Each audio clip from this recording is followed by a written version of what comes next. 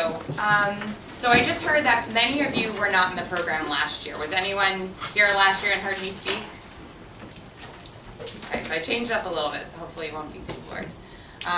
My name is Caitlin DiDonato. If you heard me present last year, my last name was Bowen. Same person, just got married.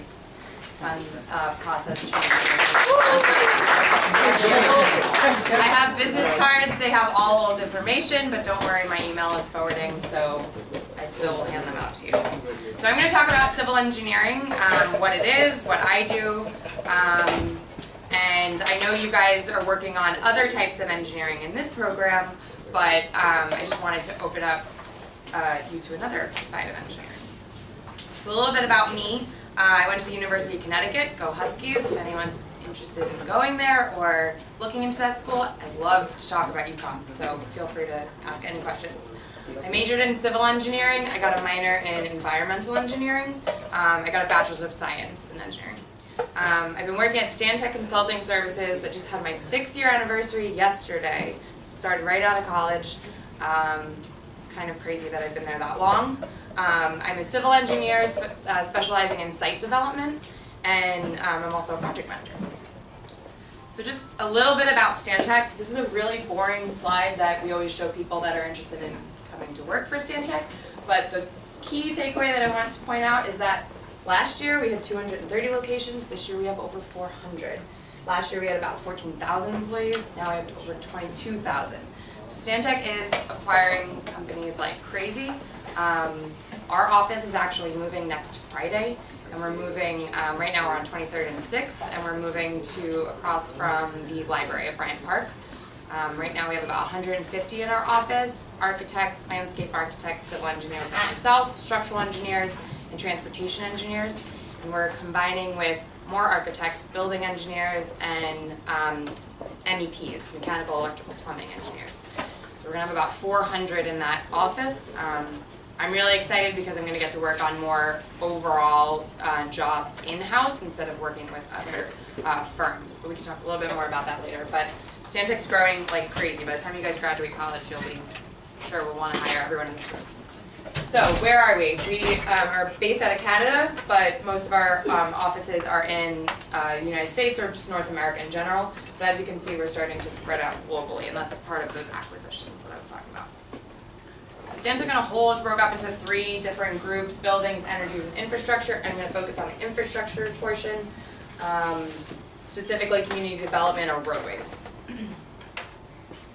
This is just a quick overview of Stantec and what our New York City office does. So we work on a lot of bridges, we inspect bridges, we design bridges, we design the pavement markings that go on bridges.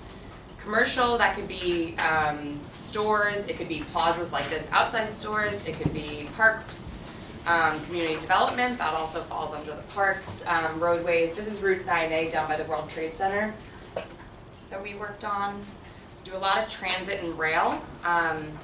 Right now, one of the big projects we're going after is has to do with Long Island Railroad. If anyone's familiar with that. Every time it rains, we have a big rainstorm, all of the at-grade tracks get flooded. And if you ever have to take Long Island Railroad, you probably know that there's tons of delays. And so this summer, they're going through part 1 of fixing these. They're actually raising the tracks, and our company is going after a phase 2 that will happen a little bit later. So they're raising all the tracks so that when it rains, it doesn't disturb the train schedule. Education, our architects and buildings group work on a lot of schools, colleges, from pre-K all the way up to college. Roadways, I work on these a lot. We do a lot of big highway jobs too. I focus more on local roads. Now I'm going to go into a couple of the projects that I work on specifically. So Atlantic Yards, Brooklyn. Has anyone been to the Barclays Center? Yeah. I still haven't been. I was there under construction, but I haven't been to a game or a concert, which is pretty bad. So I've been working on it for the 6 years that I've worked at Stantec. It's pretty embarrassing. You're gonna get Probably see your own free work. tickets or something. Huh? You go see your own work. I've been like outside so many times, and I think because it's right there, I just say, oh, I'll go next show, next game. Yeah, maybe it should be a bucket list for 2017.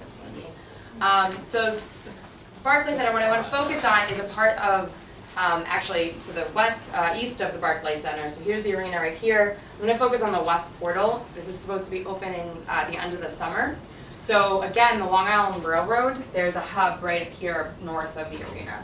And there's an existing tunnel that runs under Atlantic Avenue. And over here and here, which you see will be future buildings, probably in like 10, 20 years at this point, but right now it's rail yards. And my firm designed the west, what we call the West Portal, so a new tunnel entrance into this yard.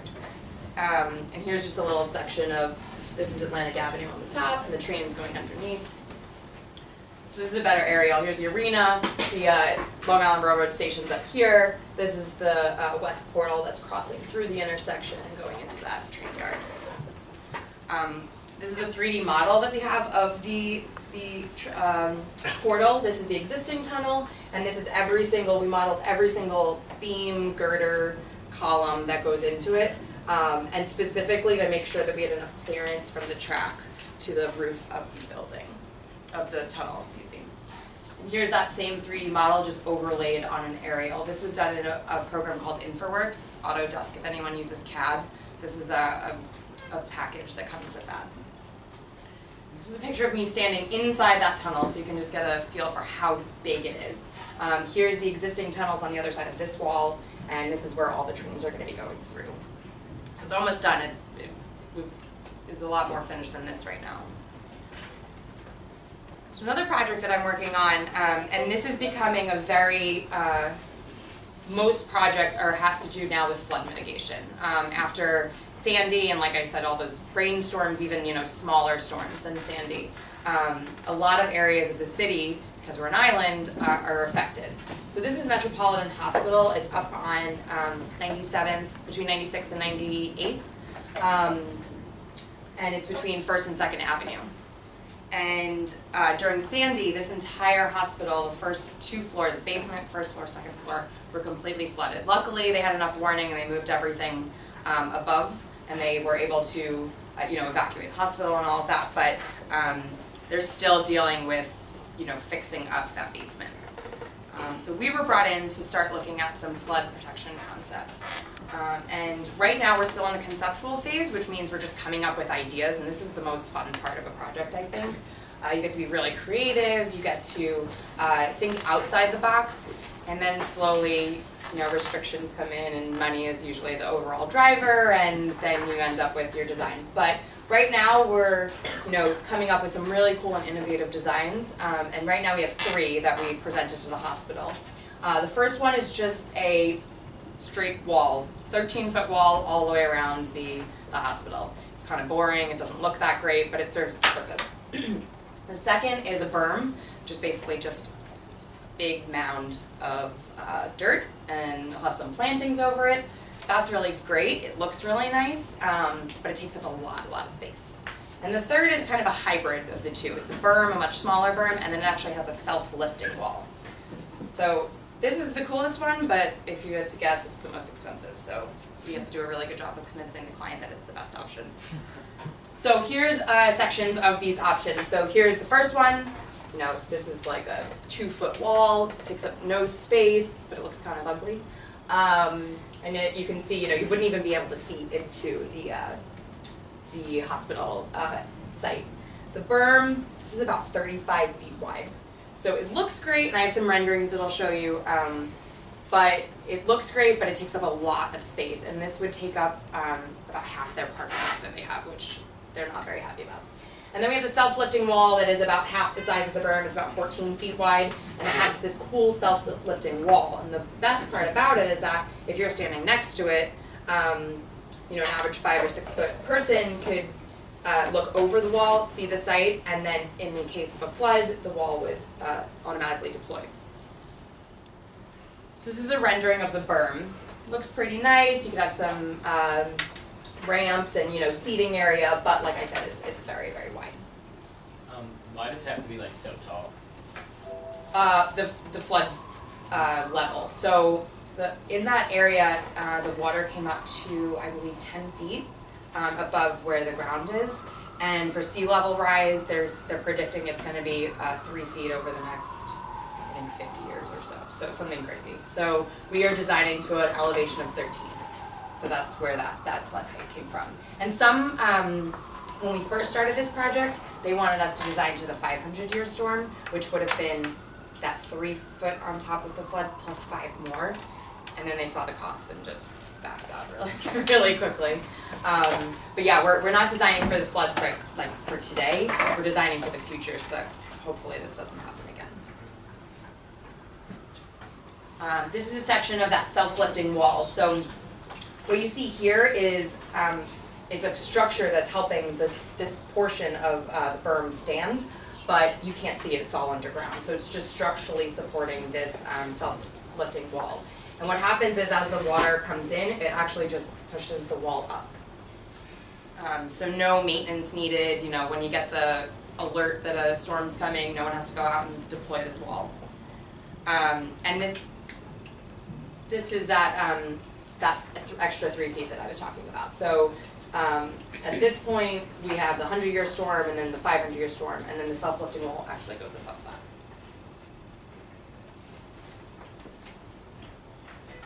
So I'm going to talk a little bit about structural engineering. I was hoping I could get someone from our structural department to come in, but everyone's super busy. So I'm going to do it. I'll do my best.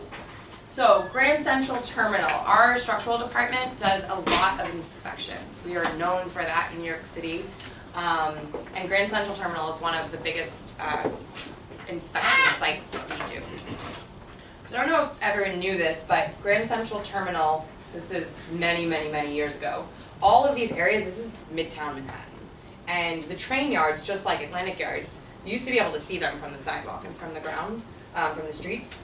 But slowly and over time, as we ran out of room in the city, developers started platforming over these rail yards, and that's where all those skyscrapers are now. So this is what it used to look like. But basically, our job is to inspect. You know, these are treated like bridges. So although they don't look like that today, that's what the structure is still a bridge structure. So our structural engineers go out on the tracks and inspect all of these bridges.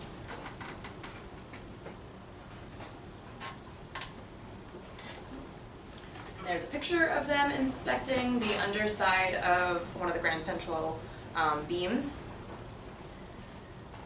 This is, so sometimes when we're inspecting them, hopefully everything's all good, you just check the box and you move on, but other times you're going to notice that there's some deficiencies in the structure itself. So then is our structural engineers and sometimes the civil engineers get involved to design a repair for that. So that's what's happening here. They're repairing some of the cracks in that wall.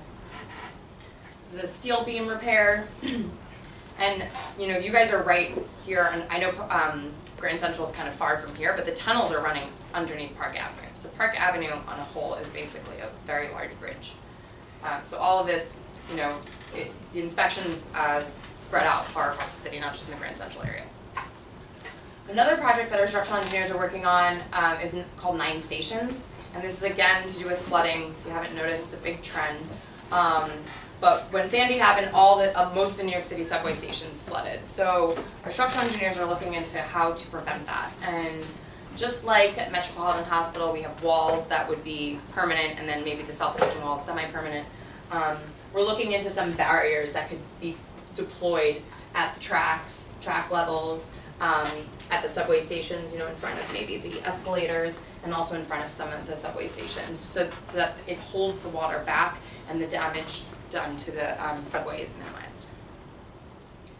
And everyone always loves this picture because I work with these 2 engineers, and they are on top of, I think this is the George Washington Bridge, and they are out there inspecting. So just like Grand Central has to be inspected because that's a bridge, although it doesn't look like it, all the bridges, we have a big contract with Port Authority in New York and New Jersey, so we inspect a lot of their bridges. Do you have a question? Yeah, in the other diagram with the yellow thing,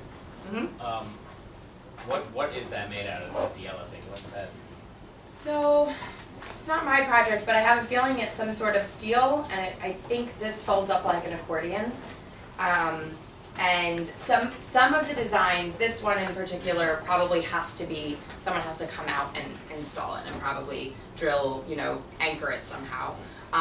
This picture is showing how this wall, now it's blocking off the subway, but it could be hidden over here. So some of them will be stored on So you site. just like slide it kind of?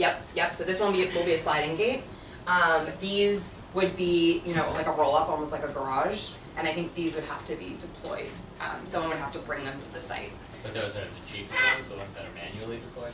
Cheapest as far as material goes, but then you have to pay someone to go out every single time that the storm hits. So they probably even out.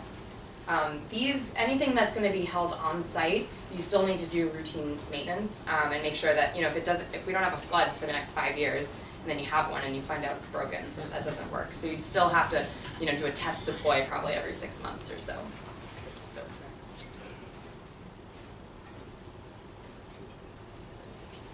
So, civil engineering, like I said, I know that you guys are working on a lot of different, you know, computer software engineering, electrical engineering, and these steps pertain to most engineering degrees, but I'm going to talk about civil engineering, obviously. So, in high school, you guys are all in high school, right? Yeah. So you're already off to a great start. You're going to be taking math and science courses that are required, lucky you. Extracurricular activities like Blue Stamp Engineering, ACE program, which I'm going to talk about, is a free program during the school year. In college, the extracurriculars don't stop. I participated in Steel Bridge, Concrete Canoe, ASCs, the American Society of Civil Engineers. Still, as involved as you guys are now, I encourage you to keep being involved in college. The big thing for when you're picking an engineering school is make sure it's accredited.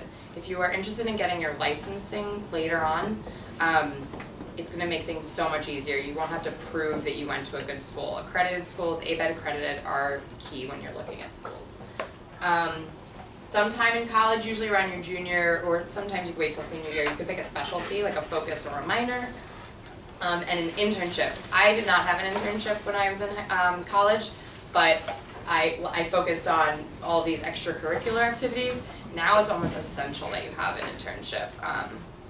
It's very rare that Stantec hires someone that doesn't already have experience, even if they graduated the day before. So, and then the last thing is your licensing. So while you're in school, there's this exam called EIT, Engineering Training Exam, or the FE exam, Fundamental Engineering. It basically, it's like the SATs, but college level. It incorporates all of your classes that you took in college, so I suggest taking it in your senior year or right at the end of your senior year. I would suggest not taking it any further than that. You'll forget how to study.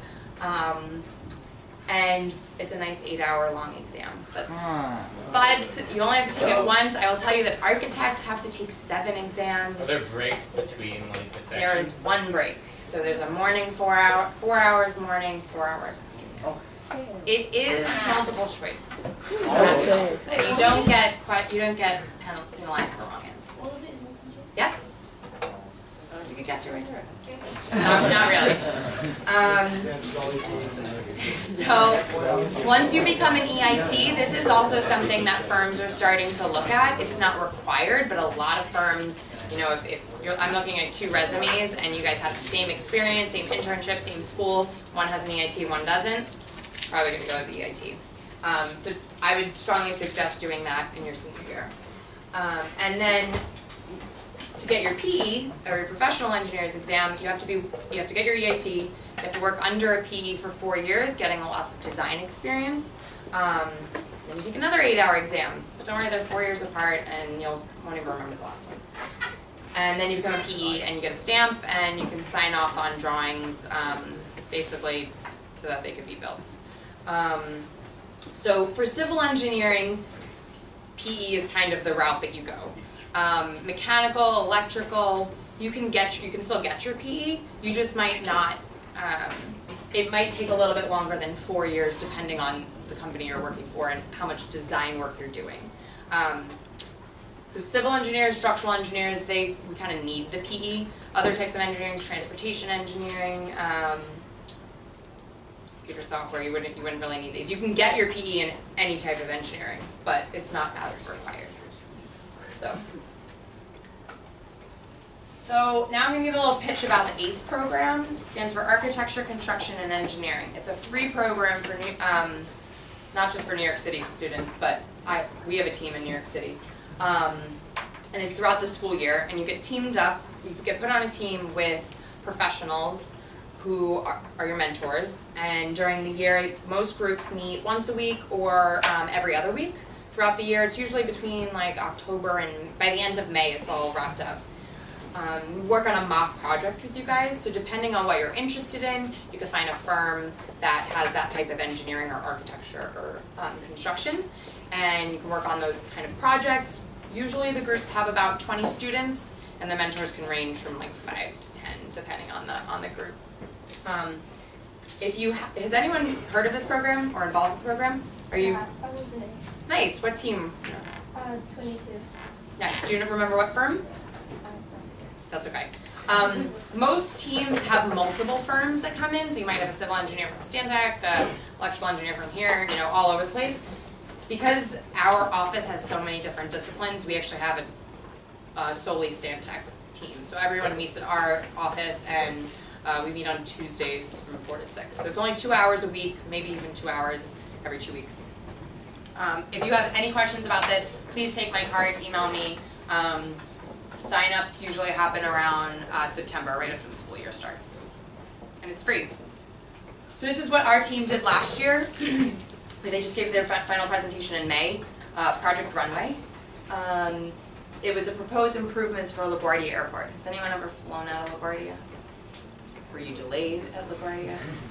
Did you get stuck in traffic on the way to LaGuardia? Delayed on the way back to LaGuardia. All of those. Probably all of the above. LaGuardia is one of the best and worst airports. I love it because it's super, super close to the city.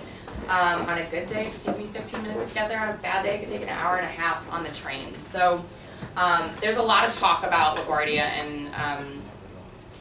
and proposed improvements, but our group decided to construct a new subway across town. This is up at 125th Street that would go right to LaGuardia. We proposed some new runways, a new terminal. So this is the kind of thing that you would be involved with ACE. Did they really start the train station over here? Like the sign up? For the queue, Yeah. well, they're in like phase 2, because right now the train goes all the way up to 96, and I think the next phase is just rolling in. I don't know, I don't think it's supposed to open. Oh, there's a sign with like the other. I hope it opens soon.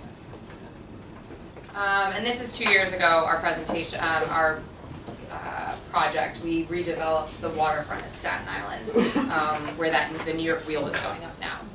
So proposed a green roof and all of that stuff. So if you're interested in this kind of stuff, I highly recommend that program. That's all I have. Do you guys have any questions about engineering or ACE or anything? Mm-hmm. So when you're coming up with ideas for the hospital to like prevent flooding, like how do you go about trying to come up with new ideas for doing that? So we worked with, Stantec's the lead on the project, and we worked with our landscape architects and our planners.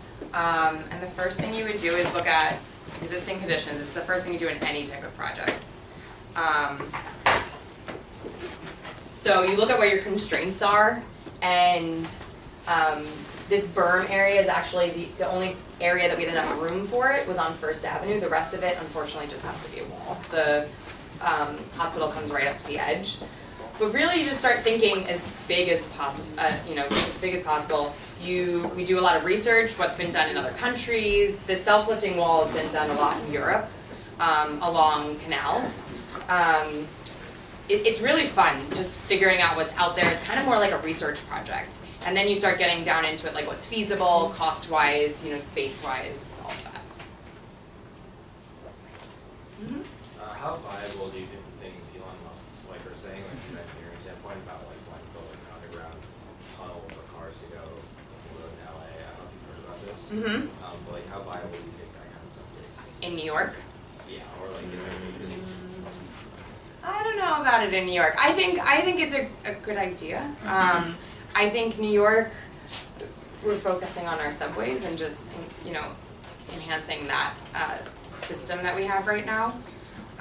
There's so much going on underneath the roadway here, and because we're an island, you're dealing with water after you go down a couple of feet. So in other areas it might be more viable, but in the city I would say we're sticking to, if it's a tunnel, I'm still hoping for like a Jersey to Manhattan tunnel, but that's a little ways away too, I think.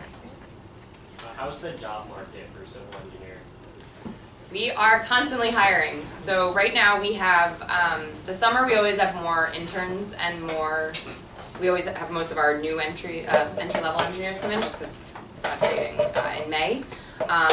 We have 3 engineers in our civil department, 3 interns, in our civil department. We have 3 structural engineers, interns, 3 transportation interns, and that's all the help we need right now. So it's like, Go ahead. it's like very competitive. Yes, it's always going to be competitive. We're not just taking anyone, but like when I graduated, the crash was still, I graduated in 2011, and I was the only person that got hired that summer, and they hired one person like 3 years before that. Now every single summer we're looking for at least one.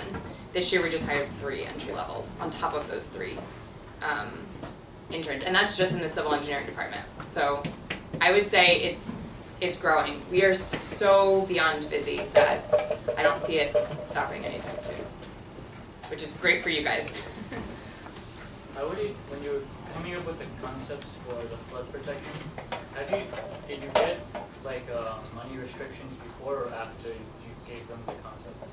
So in this particular project, the first step was actually a pricing analysis. So we could come up with as many concepts as we wanted, but they wanted a dollar amount next to it.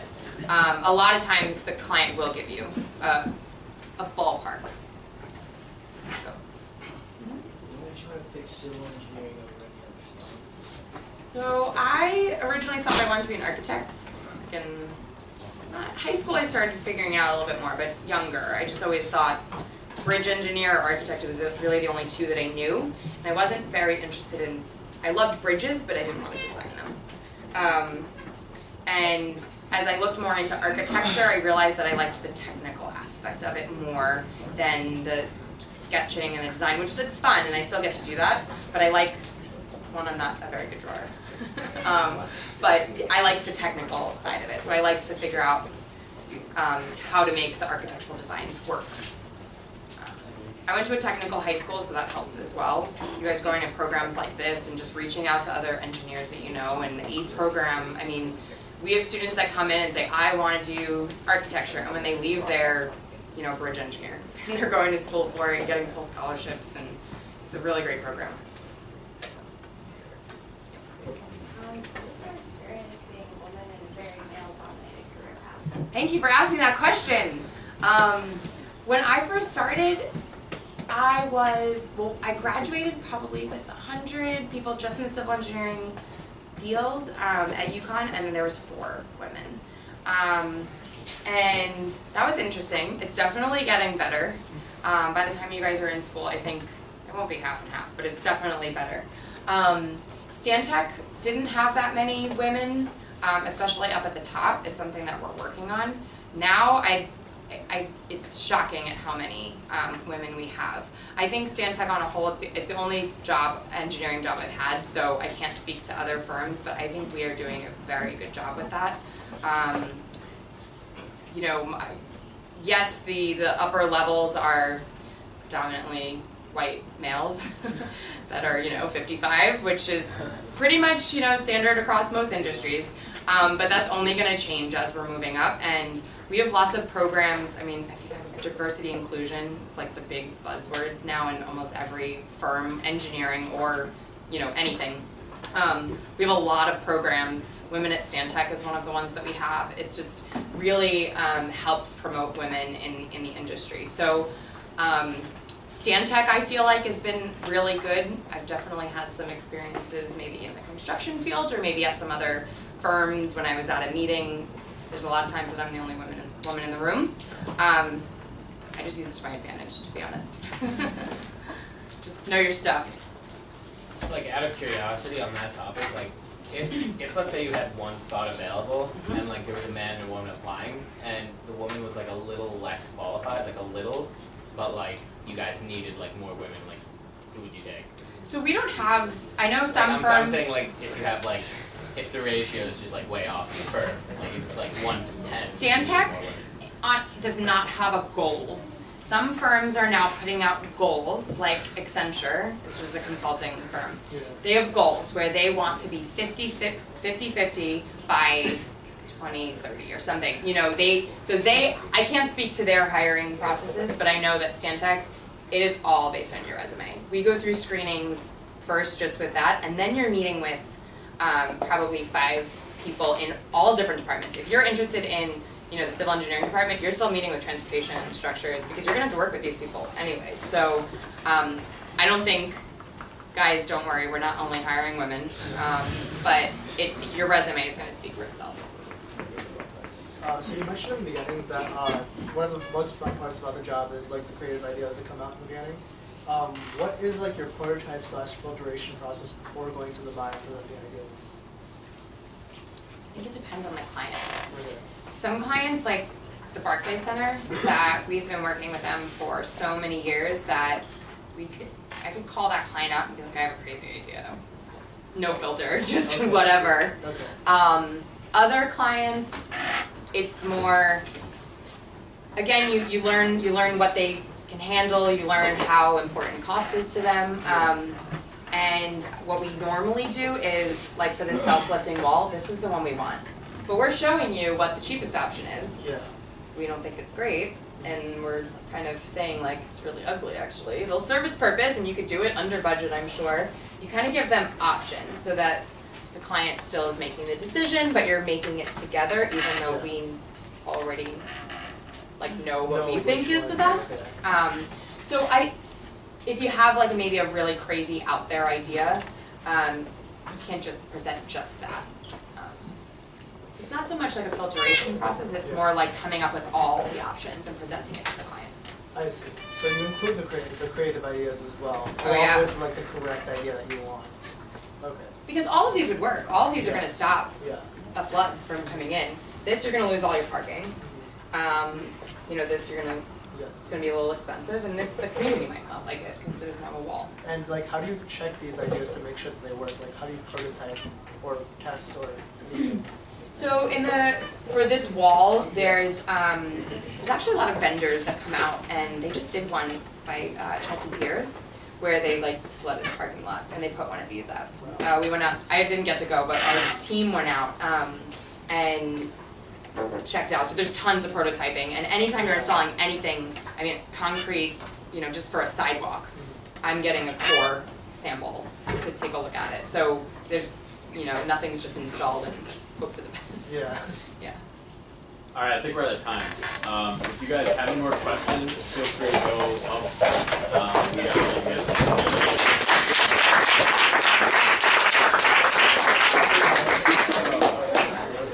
If you guys want cards, I'm gonna leave them up here.